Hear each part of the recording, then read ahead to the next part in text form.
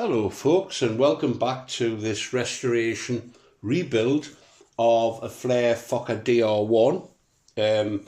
Having sorted out the issues with the nose end of the model, or at least the engine mounting, I thought I would turn my attention to the tail. Having made the elevators, they all need sanding down of course, but they have now been completed and I'm pleased with them. The others were wrecked. It's time to look at the skid itself. Now I hacked out the skid that was here. It was simply a plywood former with a piece of wire strapped to it, and it looked awful. I know it's not really a big deal with this model because as soon as you apply power, I imagine the tail will be lifting off fairly quickly. But I want to put something in that just looks a little nicer, and I've rattled through the stock of hardwood that I've got. I'm not even sure what this wood is, but I've done a little bit of fettling with it to produce a skid outline. I might make it a little bit thinner still, and I need to install it in here about there, I imagine. Now for it to work, it needs three parts. It needs something to pull it down to resist the weight of the tail. And I'm going to do that with a spring. It needs a pivot point, of course, and it needs a stop to stop the spring pulling it like that all the way. Now, what I would like to do, I think, is make the whole unit removable, so that if there's an issue with the spring, for example, if it's not strong enough or if it's too strong perhaps, I can just simply unpin this device and lift the whole thing out. I think that's where it's going to go. So I'm going to have a little bit of think about that, but that's the start. The skid made, there'll be a bit of metal work to add to it, and I'll come up with a little drawing and then I'll share with you what I'm going to do. So this is basically what it's going to be.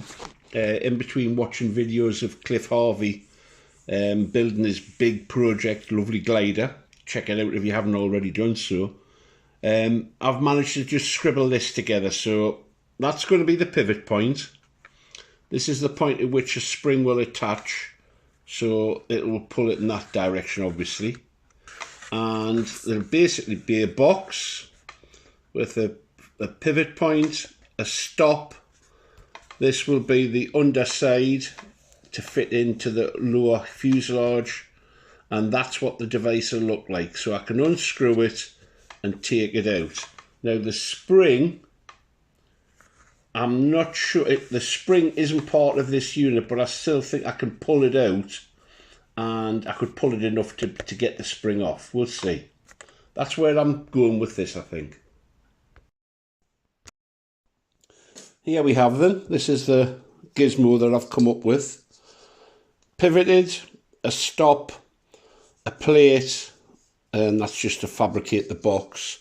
So the idea is that the spring pulls down at the rear to hold it in position to give some resistance, and obviously it's sprung loaded. Now the next thing to do is to set it into here.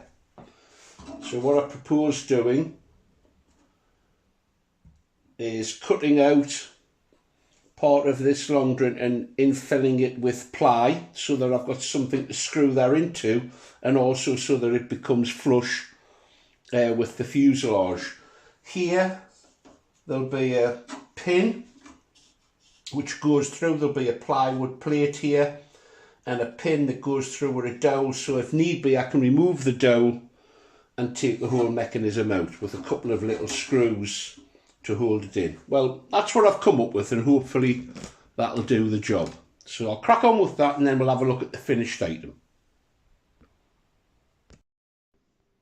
Well, there we go.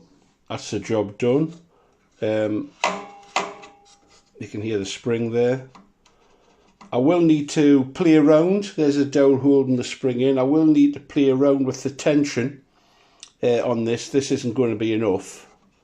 and it needs some cosmetic metal work around it to tidy it up, and this might need sanding down a little to get it flush, but I'm quite happy with that. Very happy with it, in fact. So there you go. I've done away with the wire skid, and I've got a working sprung one, just for the hell of it, really. If you've enjoyed that, please subscribe if you haven't already done so.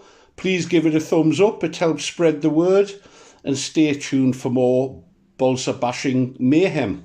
Take care, everybody. Bye now.